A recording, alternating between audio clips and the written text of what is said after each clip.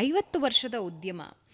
ಆ, ನಿಮ್ಮ ಬಗ್ಗೆ ಓದಿದ್ರೆ ಅಥವಾ ನಿಮ್ಮ ಬಗ್ಗೆ ತಿಳ್ಕೊಂಡ್ರೆ ಒಂದು ಫೇರಿ ಟೇಲ್ ಅಂತ ಅನಿಸುತ್ತೆ.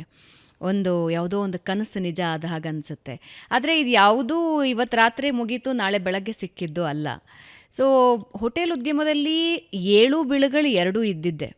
ಸೊ ಫೇಲ್ಯೂರ್ಸನ್ನ ಹೆಂಗೆ ಎದುರಿಸಿದ್ದಿಲ್ಲ? ನಾನು ಇದಕ್ಕೇನಂತೇಳಿ ಯೂತ್ ಎಂಟರ್ಪ್ರಿನರ್ಸ್ಗೆ ಎಕ್ಸ್ಪೀರಿಯನ್ಸ್ ಅಂತ ನಾನು ಹೇಳ್ತಾ ಇದ್ದೀನಿ ಅಲ್ವಾ, ಅದು ನಾನು ಪೂರ್ತಿ ಮಾಡಿಬಿಡ್ತೇನೆ. ಅದು ಏನಂತ ಹೇಳಿದ್ರೆ ನೋಡಿ, ಅವರಿಗೆ ಹೈಜೀನ್ ಹೇಗೆ ಮೇಂಟೈನ್ ಮಾಡಬೇಕು ಅಂತ ಅರಿವು ಕೊಡಬೇಕು ನಾನು. ಮತ್ತು ಕ್ವಾಲಿಟಿ ಫುಡ್ಡನ್ನು ಹೇಗೆ ತಯಾರು ಮಾಡಬೇಕು, ಯಾವ ಥರ ಎಕ್ವಿಪ್ಮೆಂಟ್ ಹಾಕೋಬೇಕು, ಕಿಚನ್ ಹೆಂಗೆ ಮ್ಯಾನೇಜ್ಮೆಂಟ್ ಮಾಡಬೇಕು ಅಂತ ತೋರಿಸ್ಕೊಡ್ಬೇಕು. ಅದಕ್ಕೆ ತೋರಿಸ್ಕೊಡೋ ವ್ಯವಸ್ಥೆ ಮಾಡ್ಕೊಂಡಿದ್ದೇನೆ. ರಾ ಮೆಟೀರಿಯಲನ್ನು ಹೇಗೆ ಪ್ರೊಕ್ಯೂರ್ಮೆಂಟ್ ಮಾಡಬೇಕು ಮತ್ತು ಹೇಗೆ ಕಾಸ್ಟಿಂಗನ್ನು ಮಾಡಿಕೊಡ್ಬೇಕು, ಹ್ಯೂಮನ್ ರಿಸೋರ್ಸ್ ಹೆಂಗೆ ಮೇಂಟೈನ್ ಮಾಡಬೇಕು, ಅವ್ರು ಹೇಗೆ ಸಂತೋಷ ಪಡಿಸ್ಕೊಂಡು ಇಟ್ಕೊಳ್ಬೇಕು, ಎಲ್ಲದನ್ನು ನಾನು ಶೋಕೇಸ್ ಮಾಡಿದ್ದೀನಿ. ಆ ಶೋಕೇಸ್ ಮುಖಾಂತರ ಅವ್ರಿಗೆ ಬೇಕಾಗಿರೋ ಮಾಹಿತಿ ಎಲ್ಲದನ್ನೂ ನಾನು ಕೊಡ್ತೇನೆ. ನಮ್ಮ ಹೋಟೆಲ್ನಲ್ಲಿ ನೋ ಡೋರ್ಸ್, ನೋ ಪ್ರೈವೇಟೆಡ್ ಬೋರ್ಡ್ ಇಲ್ಲ. ಯಾರು ಬೇಕಾದ್ರೂ ಬರ್ಬೋದು, ಯಾರು ಬೇಕಾದ್ರೂ ನೋಡ್ಬೋದು. ನೋ ಅಡ್ಮಿಷನ್ ಬೋರ್ಡ್ ಇಲ್ಲ.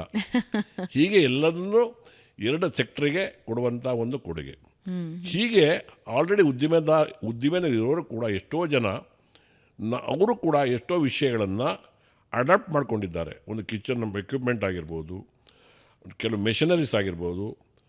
ಫೇಲ್ಯೂರ್ಸ್ ಕಂಡಿದ್ದೀರಾ ಸರ್ ನೀವು? ಫೇಲ್ಯೂರ್ಸ್ ಕಂಡಿದ್ದೀರಾ? ಸೋಲುಗಳನ್ನು ಕಂಡಿದ್ದೀರಾ? ಸೋಲು ಕಾಣದೆ ಗೆಲುವು ಯಾವತ್ತೂ ಇರೋದಿಲ್ಲ. ಒಂದು ಯಾವುದಾದ್ರೂ ಒಂದು ಸೋಲು ಉದಾಹರಣೆ ನಮ್ಮ ಜೊತೆ ಹಂಚ್ಕೋಬೋದಾ? ಏನು ಅಂತ ಹೇಳಿದ್ರೆ, ನಾನು ಫಾಸ್ಟ್ ಫುಡ್ಡು ರೆಸ್ಟೋರೆಂಟಿಂದ ಬಂದವನು.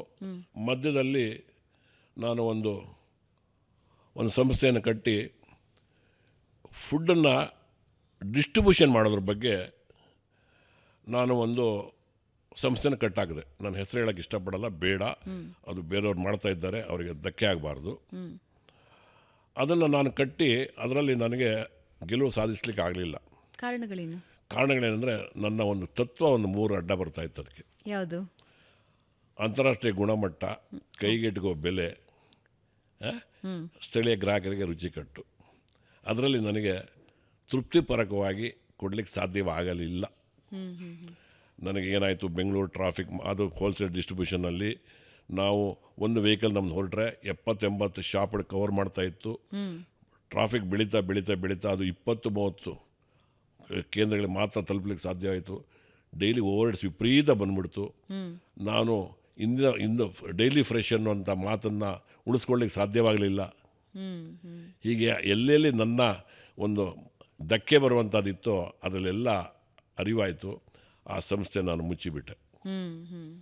ಅದು ಇಡೀ ಪ್ರಪಂಚದ 8 ದೇಶಗಳಿಂದ ಎಕ್ವಿಪ್ಮೆಂಟ್ ತೊಗೊಂಬಂದು ಅಂತಾರಾಷ್ಟ್ರೀಯ ಗುಣಮಟ್ಟದ ಒಂದು ಪ್ರೊಡಕ್ಷನ್ ಯೂನಿಟ್ ಮಾಡಿ ತುಂಬ ಒಳ್ಳೆ ಆಹಾರ ತಯಾರು ಮಾಡಲಿಕ್ಕೆ ಕೊಟ್ಟು, ಕೆಲವು ಕಾರಣಾಂತರಗಳಿಂದ ನನ್ನ ಒಂದು ತತ್ವ, ವ್ಯಾಪಾರದಲ್ಲಿ ನಾನು ಅಳವಡಿಸ್ಕೊಂಡಿರೋ ತತ್ವಗಳನ್ನು ಪಾಲನೆ ಮಾಡಲಿಕ್ಕೆ ಆಗದೇ ಇರೋ ಕಾರಣದಿಂದ ಅದು ನಾನು ಮುಚ್ಚಾಕಿದೆ.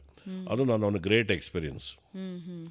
ಆ ನಂತರ ನಾನು ಅಂಥ ಒಂದು ವಿಷಯ ಇಲ್ಲದಿರೋ ರೀತಿಯಲ್ಲಿ ಗ್ರಾಹಕರನ್ನ ಯಾವ ರೀತಿ ನಾವು ತೃಪ್ತಿ ಪಡಿಸ್ಬೋದು, ಅದೊಂದು ಮೆಸೇಜ್ ಆಗಿರಬೇಕು, ಬದ್ಧತೆ ಇರಬೇಕು. ಬೇರೆ ಉದ್ದಿಮೆಗೂ ಆಹಾರ ಉದ್ಯಮಕ್ಕೂ ಬಹಳ ವ್ಯತ್ಯಾಸ ಇದೆ. ಯಾತಕ್ಕೆ ಅಂತ ಕೇಳಿದ್ರೆ, ಇದು ನಮ್ಮ ಕಾನ್ಸಿಯಸ್ ಒಪ್ಪಬೇಕು. ಗ್ರಾಹಕರ ಆರೋಗ್ಯದ ಮೇಲೆ ಪರಿಣಾಮ ಆಗುವಂಥ ಒಂದು ವಿಷಯ ಇದು. ಆದರೆ ನಮ್ಮಲ್ಲಿ ತುಂಬ ಬದ್ಧತೆ ಇರಬೇಕು. ಅದು ನಾನು ಯಾವತ್ತೂ ಬಿಟ್ಕೊಳ್ಳಿಕ್ಕೆ ರೆಡಿ ಇಲ್ಲ.